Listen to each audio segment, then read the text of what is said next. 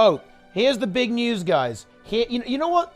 You know what I love, guys, more than almost anything else in the entire universe? That's right, guys. It's being correct. Let me just go ahead and leak this to you guys. Take a look at the data. Now, I won't actually go on Wingman's site because I know that I'm just going to destroy it again.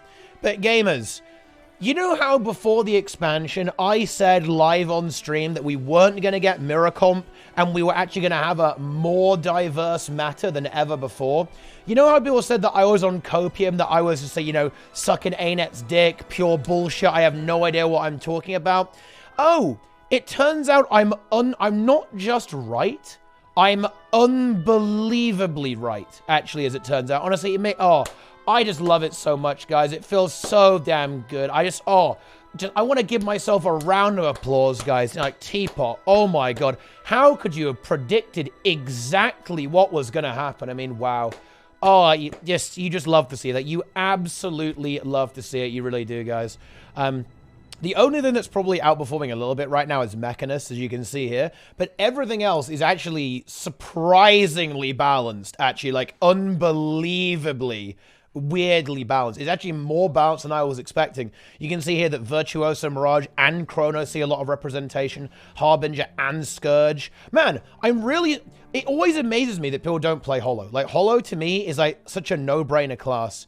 I just left this yellow line in over there for no reason, by the way. But you know what? I like that. Druid is still seeing play. And, of course, Soul Beast is now actually really popular because you can take spirits and do damage at the same time. Spectre is here. Daredevil is here. Renegade is still here. Firebrand is still here. Warrior is still here. Yeah, it's pretty crazy, right? It turns out that the meta is surprisingly good. And this is the other thing that you have to bear in mind when you're talking about this stuff, actually, is that just because something doesn't see play doesn't mean it's not good. And for example, the Heal Catalyst build is actually, in my opinion, quite strong. But people don't play it because they don't know it's good, if that makes any sense. Is it kind of the same thing with Holo and Reaper and Scrapper, right? I am genuinely amazed, like, just flat out, guys, seriously. I'm genuinely amazed that Scrapper doesn't see more play than it does. It is so strong. I think people saw that it got nerfed and kind of panicked and freaked out a little bit, but you don't need to. Like, Scrapper is really good. Like, NG in general is amazing right now. Like, all three NG Elite specs are incredibly powerful. An Alacrity Supplier with Mechanist and a healer, or a damage dealer. Holo, an amazing power damage dealer. Scrapper, an amazing power damage dealer, and also a tank, quickness provider, all that kind of stuff. It really surprises me. I mean, it's very, very strong. And you know what's super weird, actually? Why aren't people playing Willbender? That's super interesting. Because Willbender is actually really strong, by the way. Like, the Condi Willbender is incredibly powerful. And the Alacrity build is also relatively decent. Now, it's a bit like a scuffed Renegade, but it's still surprisingly decent. But the Condi build is really easy to play, and also does a ridiculous amount of damage. So, I guess people are just kind of stuck on Firebrand a little bit, because it's a little bit more cheesy. It's got more cheese on it, like with all the utility it brings to the table. But yeah, I actually think that the meta is shaping up really well. It's only been 2 weeks, right, or so for this, but I think that, you know, I mean, Nike made a video about this topic as well, and, you know, he kind of calls this the golden age of the metagame, and I do think that we're kind of there. There's a little bit more work to be done, I think. I think that the big outlier here is actually Ellie, right, as you might be able to tell here. If Ellie goes up, then everything's good, and I think that that can happen with Catalyst. Catalyst is actually quite powerful now, to be honest. Like the Heal Catalyst build and the DPS Catalyst build. Elementalist is always going to be lower represented, though, to be honest, because it's just a little bit harder to play, right? And people are always going to choose, like, more cheesy, easier to execute, more busted builds over going with the more technical builds to actually execute. So as a result of that, Ellie will always be underrepresented. And we've got a little bit of work to do, in my opinion, kind of breaking through some misconceptions and preconceived notions. For example, why does Holo not see play? What about Scrapper? What about Reaper, right? Like, these are all really powerful builds. People just don't play them, right? They just don't. And maybe they don't like them, right? You know, and that's fair enough, right? Maybe they just aren't fun, right? They aren't weak, but maybe people just simply don't enjoy playing them for whatever reason. Although I do think Holo and Scrapper are actually a lot of fun to play. And Reaper, actually. I really like Reaper. I think it's really, really cool, at least, you know, to play Reaper, I guess. But I guess the issue that Reaper has is that it kind of struggles with it's basically like a bad Holo in a lot of ways, or a weaker version of Holosmith in terms of that power DPS slot. So people move away from it, and people tend to think that Condi is better, which it is actually right now. Condition builds typically outperform power builds significantly in all areas of PvE, with a few exceptions, right? You'll still see your old Power Herald, right? And, maybe Power or Lack Vindicator or whatever. Not Vindicator, sorry, Willbender, right? Yeah, well, speaking of Vindicator, Vindicator's a bit of a flop, and so is Untamed, but to be honest, those are more... Vindicator's a bit weird. I mean, I think it just needs more numbers, right? Buff Vindicator, it will have more numbers and do more damage. Untamed is... The problem is Untamed is just not really a PvE spec. It's kind of like the Spellbreaker of Ender Dragons. It will probably end up being good in PvP and World versus World as like a roamer, but it isn't going to end up good in PvE because it's like... imagine if Soul Beast was just bad. That's basically what Untamed is, and they can probably slap a bunch of numbers on it, but it probably won't... It's going to struggle to be as good as Soul Beast, really, in a lot of these situations. But, yeah, meta shaping up pretty damn well. Oh, yes, indeed. Yeah, the whole one dodge thing is annoying, but you do actually have built-in defensives on Vindicator. You have Sword 3 as an evade, and you also have a Great Sword 4 as a block. So, yeah, you don't have... you can't dodge very well, but you actually do have defensive capabilities built into your toolkit with the weapons you use. So I think that's not... It's more of like a... It's a bit of an adapt to the playstyle issue rather than an actual balance issue there, in my opinion. But, yeah, there you go.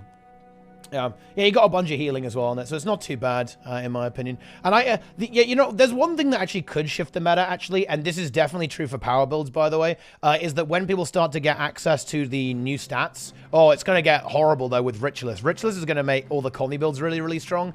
Dragon is pretty good for a lot of power builds, but... Still, Ritualist, when people start getting their hands on Ritualist, oh boy, that is when the real content is going to kick in, okay? The real gaming is going to start to pop off now. Oh, yeah. Oh, yeah. But yeah, that's kind of the memes there, guys. What's the column on the right? The column on the right is all time, basically, and that's why people don't look at it, because it's kind of like historically what's seen the most play. Right, which is it's interesting data, right? But these ones here, like, that are kind of like the week by week stuff, those are the ones that are really, really interesting, obviously, right? But there you go, right? It may not be meta. Power Cal is fun as hell to play. It is meta, right? It does like 40k DPS, and there's like a really good quickness and boon build too, and a heal build.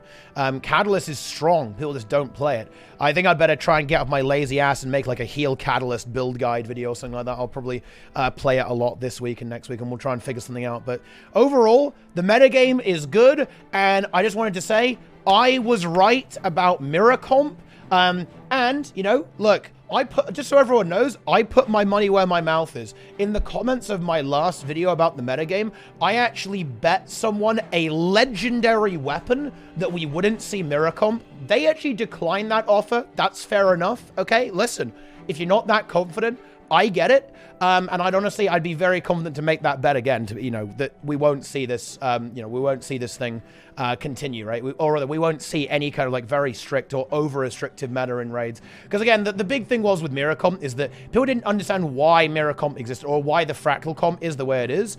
People play the Fractal Comp because of stability and Aegis, not because of, alacrity and quickness, right? Being the optimal thing on Firebrand and Rev. It's mostly because Rev and Firebrand just massively overperform anything, basically, in Fractals. You know what's funny, though, actually? The really funny thing about this is that people have actually started playing other things in Fractals as well. The Fractal meta, I was expecting to not actually get that affected by it. I think you'd see a little bit, but actually they really made Spectre and Mech quite powerful. And you can see here that it actually did affect the meta and make the meta a little bit less scuffed in Fractals too. So things worked out even better than I thought. That's how good it went, as you can see here, right? Because this is when this is the Ender Dragon's release date here. You can see that you actually started seeing Spectres and Mechanists, right? And even Harbingers and Virtuosos. Now, is the meta that good in Fractals? No, it actually isn't. This meta is much more distorted and scuffed than the Raid meta here, which will be very similar to the Strike meta. But actually, it did actually get better. Yeah, EOD made it better, as it turns out. And obviously, that was with some nerfs to Firebrand specifically that will make that change go in that direction. And obviously people are kind of experimenting and trying new things out, which makes a lot of sense, that you're going to see a little bit of volatility when the expansion comes out.